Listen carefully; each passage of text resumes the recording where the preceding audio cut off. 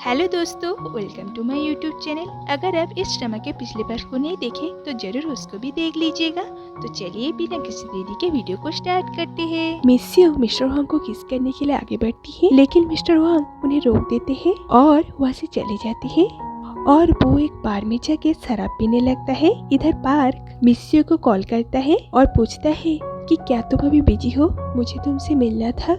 मिस्यू hotel के room में थी, इसलिए वो कहती है वो बिजी है और वो अभी उससे मिल नहीं सकती। और फिर दोनों को बाय कह के फोन कट कर देते हैं।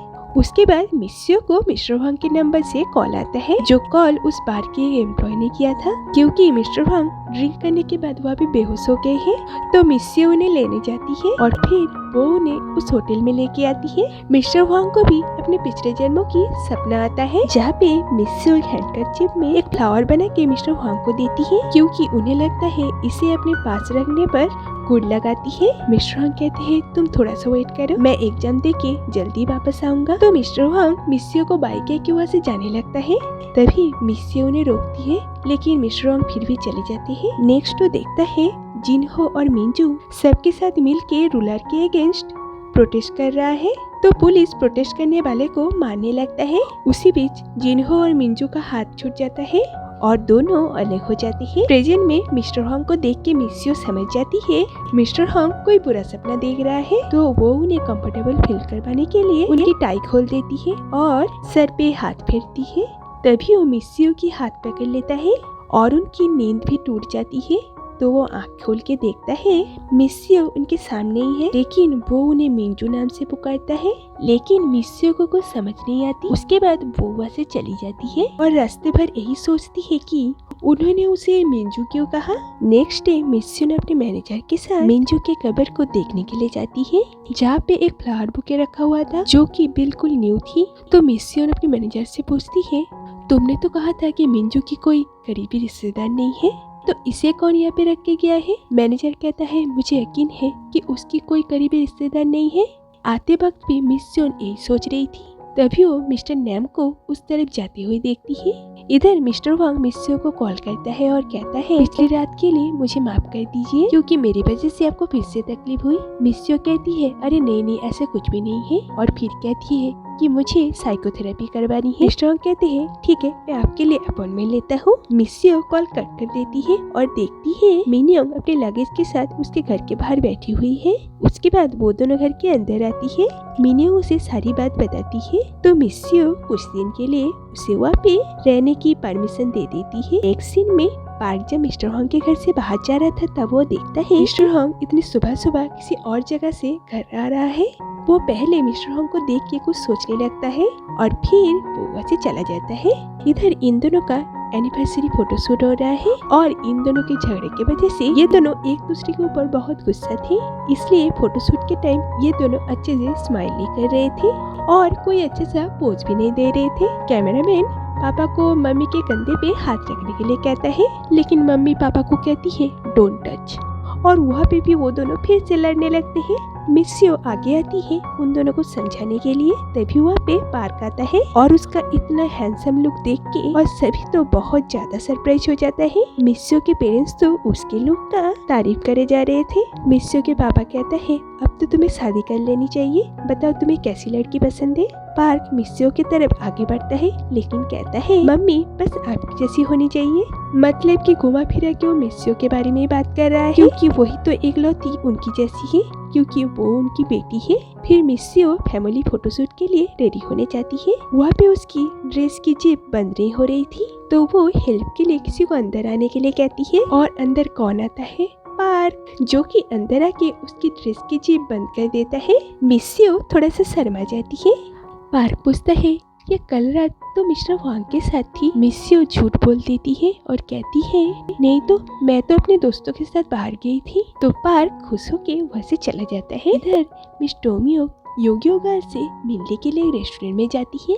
पहले उसे देख के लगता है कि वो एक सीधी सादी और मासूम लड़की है, लेकिन जब मिस टोमियो उसे उसकी न्यू वेबटून के बारे में बोलने के लिए बोलती है, तब वो सबके सामने उस वेबटून की एडल्ट सीन्स को ऐसे एक्सप्लेन करती है, वहाँ पे मौजूद सभी लोग शर्म से पानी पानी हो जाते हैं। एक माँ तो अपने बच्चे की कान बंद कर देते हैं ताकि वो ये सब ना सुन पाए, और मिस टोमियो भी बहुत ज्यादा एम्बैरेस हो जाते हैं। इधर मिस्सियो की फैमिली मिस्सियो के पेरेंट्स की एनिवर्सरी की फूड टेस्ट करने के लिए जाने वाली थी, लेकिन मिस्सियो के पापा मिस्सियो और पार्क को एक साथ भेजने के लिए झूठ मूठ का बीमारी का ड्रामा करता है और उन दोनों को वहाँ पे फूड टेस्ट करने के लिए भेज देता है। लेकिन मम्मी ये सब कुछ समझ जाती है कि पापा ड्रामा कर रहे हैं, इसलिए वो भी मिस्टर वांग को अपने घर में डिनर के लिए बुला लेता है और बहुत सारा आइटम्स बनाती है। मम्मी कहती है मैं आपको बहुत दिनों से डिनर पे बुलाना चाहती थी, लेकिन इतनी बिजी आदमी को कैसे बुलाओ यही समझ में नहीं आ रही थी। मिस्टर वांग कहते हैं मैं तो इसी दिन का इंतजार कर रहा था। मम्मी कहती है तब तो मुझे आपको पहले ही बुला लेना चाहिए था। ये बताइए क्या आप अपने सभी एम्प्लॉयज की ऐसे ही देखभाल करती है जैसे मेरी बेटी की? मिस्टर वांग कहते हैं ऐसी बात नहीं है, एक्चुअली मिस्सियो मेरे लिए बहुत खास है। मम्मी कहती है खास है मतलब? आप ये तो नहीं कह रहे हैं कि आपको उससे शादी करनी है? मिस्टर वांग कहते हैं हाँ मैं यही कह रहा था। और ये सुन के मम्मी के दिल में पटाखे फूटने लगते हैं। फिर पूछती है लेकिन आपकी फैमिली वो तो आपके लिए लड़की देख रही होगी। मिस्टर वांग कहते हैं लेकिन मैं उसी लड़की से शादी करूंगा जिससे मैं प्यार करता हूँ। और ये सुन के मम्मी के दिल में फिर से पटाखे फूटने लगते हैं। मॉम कहती है देखो बेटा तुम मुझे पूरा विश्वास कर सकते हो, मैं तुम दोनों का शादी करवा के ही रहूंगी। मिस्टर वांग कहते हैं थैंक यू मॉम, मतलब कि दोनों ही दोनों को पटाने में सक्सेसफुल हो जाती है। उसके बाद ये दोनों शॉपिंग करने जाते हैं। मिस्सियो की मम्मी बहुत सारे ड्रेसेस को ट्राई करती है, उनमें वो इतनी खूबसूरत लगती है कि मिस्टर वांग भी उनसे अपनी नजरें नहीं हटा पाते। तो बहुत सारा शॉपिंग करके ये दोनों घर पहुंचते हैं और तभी मिस्सियो और पार्क भी रेस्टोरेंट से घर पहुंचते हैं। मिस्सियो और पार्क ये दोनों को एक साथ देख के थोड़ा सा शॉक हो जाती है। सियो कहती है मम्मी अब इनके साथ क्या कर रही थी? तभी वो देखती है कि मम्मी ने बहुत सारे शॉपिंग की है, वो भी मिस्टर वांग के पैसे से।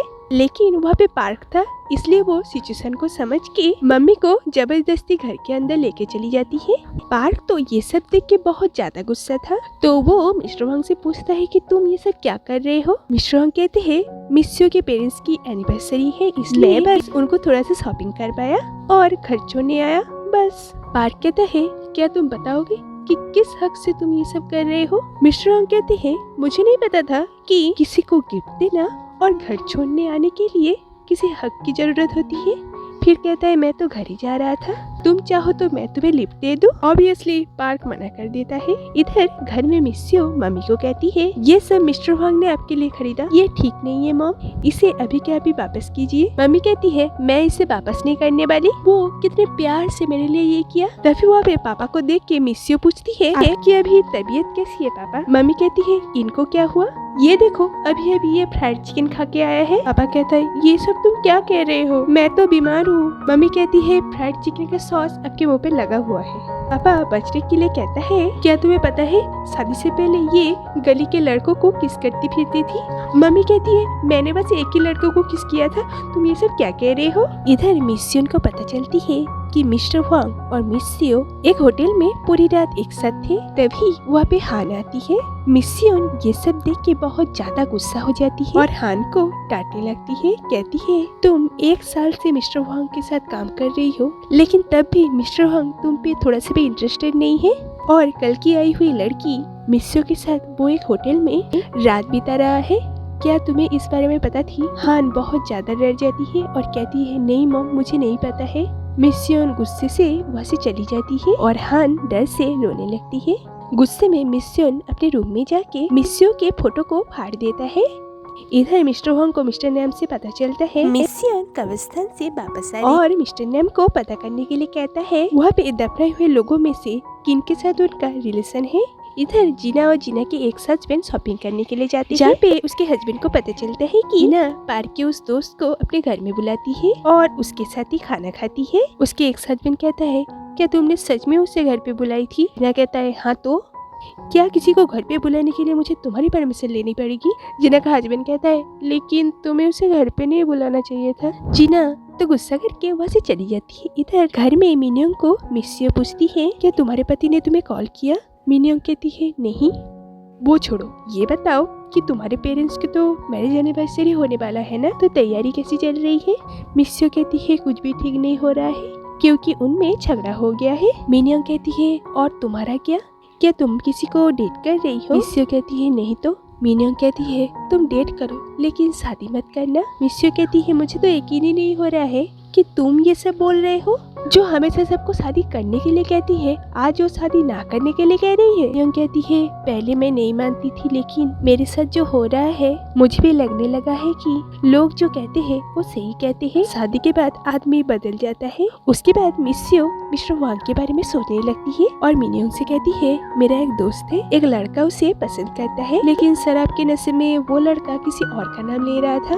वो अपने और मिस्टर वांग के बारे में बात कर रही है लेकिन मिनियन को नहीं कहती। मिनियन कहती है ऐसे लड़कों से हमेशा दूरी रहना चाहिए क्योंकि ये बहुत ही खतरनाक होते हैं। लेकिन तुम देखना तुम्हारी दोस्त उस लड़के को बहुत जल्द डेट करेगी। सियो कहती है लेकिन तुम ऐसे कैसे कर सकते हो। मिनियन कहती है अगर तुम्हारी दोस्त उस लड़के को पसंद नहीं करती तो वो तुम्हें ये सब बात क्यों बताती, मतलब कि वो उस लड़के पे इंटरेस्टेड है। और ये सुन के मिस्यो तो थोड़ा सा शॉक हो जाती है क्योंकि उसे भी तो अभी तक नहीं पता था कि वो मिस्टर वांग पे इंटरेस्टेड है। नेक्स्ट डे ऑफिस में मिस्यो मिस्टर वांग से कुछ पेपर्स पे साइन करवाती है। तभी वो कहती है आपने मेरी मम्मी के लिए इतने सारे गिफ्ट खरीदे, मैं उसका पैसा आपको वापस कर दूंगी, आप प्लीज बताइए कि कितना हुआ। मिस्टर वांग कहते हैं मैंने उन्हें गिफ्ट किया, आप इस सब में मत पड़िए और मैं ये भी चाहता था कि वो मुझे पसंद करे।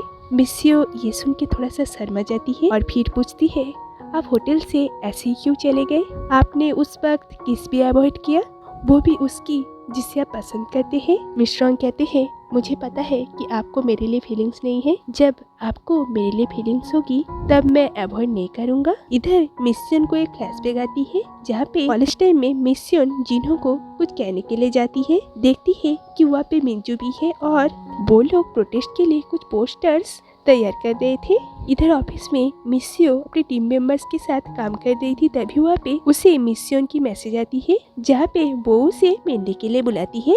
पहले उन दोनों में हान को लेके बात होती है। वहाँ पे मिस्यो को पता चलती है कि हान मिस्योन की बेटी है। उसके बाद मिस्योन कहती है पता है कॉलेज टाइम में मेरी एक दोस्त थी जो कि बिल्कुल आपके जैसी दिखती थी, मुझे लगा आप उसकी बेटी है। वो बहुत ही कम उम्र में एक्सीडेंट में ही चल बसी और मुझे बहुत दुख हुआ था।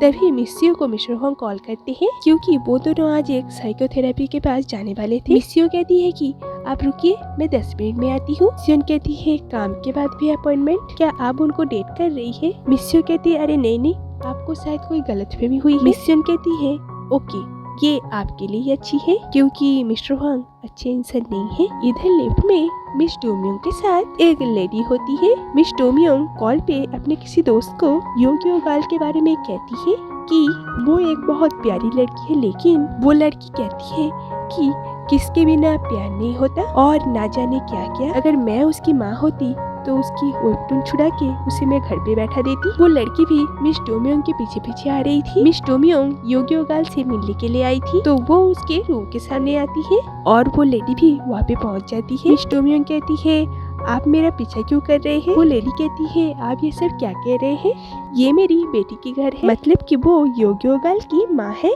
इधर ये दोनों एक साथ साइकोथेरेपी करने के लिए जा रहे थे लेकिन मिस्योन के बात को ही सोच रही थी। उसके बाद मिस्यो मिस्टर वांग से पूछती है क्या आप मिस्योन को जानती है क्योंकि मैं आज दोपहर में उनसे मिली। मिस्टर वांग कहते हैं क्यों, क्या पूछा उन्होंने। मिस्यो कहती है ऐसा कुछ नहीं, बस वो हान के बारे में पूछ रही थी कि वो कैसा काम कर रही है।